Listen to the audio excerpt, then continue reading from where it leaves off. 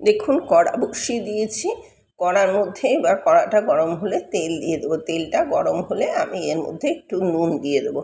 নুনটা দিয়ে, কারণ নুনটা দেওয়ার কারণ হচ্ছে মাছগুলো যাতে না আটকায়। আপনি হলুদও দিয়ে দিতে পারেন, হলুদেও মাছের তেল ছিটকাবে না।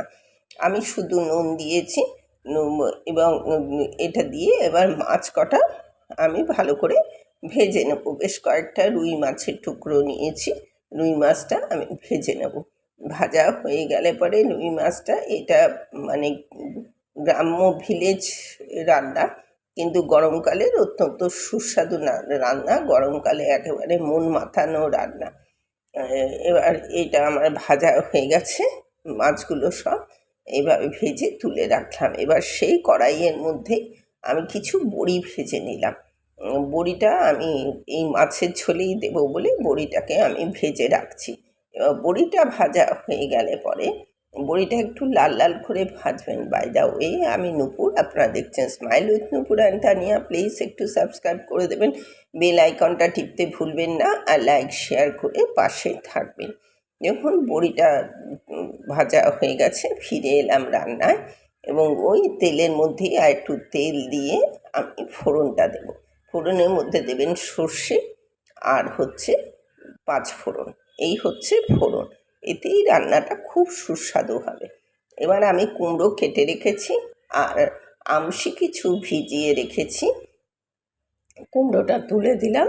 আমশিটা ভিজিয়ে রেখেছি আর সর্ষে আমি একটু বেটে রেখেছি। এই হচ্ছে এই মাছের মানে ইনগ্রিডিয়েন্টস।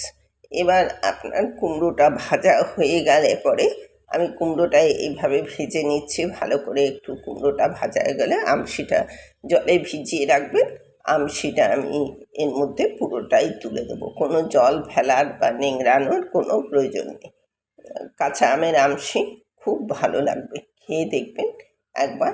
এবার এটাকে নাড়াচাড়া করে আমি এটাকে এবার আমশির জলটা, মানে আমশির সমেত জলটা তুলে দেব এর মধ্যে। এটা গরমকালে দেখবেন অত্যন্ত রুচি ফিরিয়ে আনবে, বা কোনো জ্বর জারি হয়েছে তারাও এই মাছের ঝোলটা অত্যন্ত ভালোভাবে খেতে পারবে। এত সুন্দর রান্না যে বলে বোঝানো যাবে না। যাই হোক, কুমড়োটা প্রায় ভাজার দিকে হয়ে এসছে। এবার আমি এর মধ্যে আমশির জলটা তুলে দেবো। এই জলটা তুলে দিয়ে এটাকে একটুখানি মানে সেদ্ধ হতে দেবো, বয়েল হতে দেবো আমশির জলটা তুলে। এবার এটা বয়েলড হয়ে গেলে পরে, বয়েলড ধরে গেছে অলরেডি, এটা বয়েলড হয়ে গেলে পরে আমি যে সর্ষে বেটে রেখেছি সেই সর্ষেটা আমি এর মধ্যে তুলে দেবো। আর এর মধ্যে একটু হলুদ লাগলে হলুদ দিয়ে দেবেন। আমি একটু হলুদ দিচ্ছি, হলুদটা দিয়ে দেবেন, ভালো দেখতে কালারটা সুন্দর আসবে। এবার এইটা প্রায় সেদ্ধ হলে পরে এর মধ্যে আর মিক্সি ধোয়া জলটাও দিয়ে দিয়েছি, এটা তো প্রায় হয়ে এসছে, সেদ্ধ হয়ে গেছে। এর মধ্যে মাছটা আমি তুলে দিলাম। মাছটা তুলে দেওয়ার পরে আমি এর মধ্যে কটা কাঁচা লঙ্কা দিয়ে দেবো, কাঁচা লঙ্কা। আর এই রান্নার মধ্যে আপনি একটু কাঁচা সর্ষের তেল দেবেন। দেখুন আমি অনেক কাঁচা সর্ষের তেল দিয়ে দিচ্ছি। এটা হয়ে গেলে পরে এবার এই যে সর্ষের তেল আমি কিছুটা দিয়ে দিলাম। সর্ষের তেল দেওয়া হয়ে গেলে পরে এর মধ্যে কুমড়োটা দেখুন সেদ্ধ হয়েছে কিনা। সেদ্ধ হয়ে গেলে কুমড়োটা, কারণ টক পড়েছে তো, কুমড়োটা সেদ্ধ হয়ে গেলে এর মধ্যে দিয়ে দেবো আপনার এর মধ্যে কিন্তু চিনি পড়বে না, নুনটা দিয়ে দেবেন, স্বাদ অনুযায়ী নুন দিয়ে দেবেন। এর মধ্যে বড়িগুলো তুলে দেবো, বড়ি দিয়ে এটাকে ফুটিয়ে নিয়ে এবার রেডি টু সার্ভ। আমার এটা রেডি হয়ে গেছে।